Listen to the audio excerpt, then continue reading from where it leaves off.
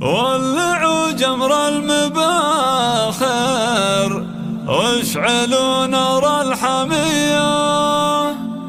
بحفل بن هادي عزيز الشان مذهل الجمايل الكريم اللي كفوفه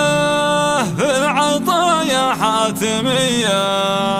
باسمه الرحب بقيفان القصايد والجزايل باسمه الرحب بقيفان القصايد والجزايل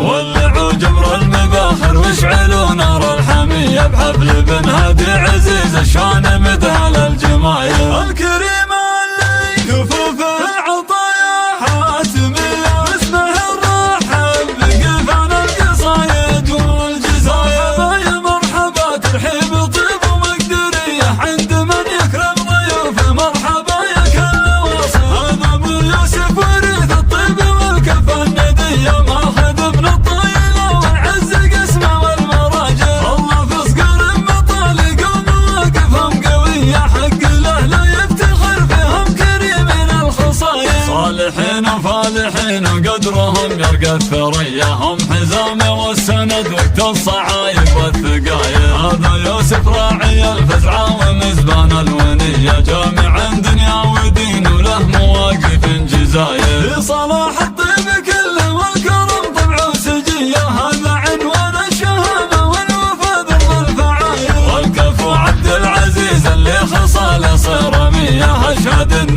بالفخر ذبان فيها شك زايل والنعم تازها ابوها والمكارم له هوية والقصايد تاتي بمدحه غزال ومثال يصير مني فله قيمة وشيمة ومقدرية يا عسى ما ينقطع ذكره ولا يطفي بضياء عنده تهون العسيرة والظروف اللي عصية والكريم النادر مني فالشهم ذرب الفعايل من سلايل هامة العجمان والرسالة بيه الرجال اللي لهم بالطيب عنوان ودلايل ختمها ندعي اله الكون خلق البريه جعل سنينك يا ابو يوسف مديدة وطوايل يا عسى الله يسعدك يا شهم في صبح وعشيه بشوفة احفادك عسى يرزقك يا وفاء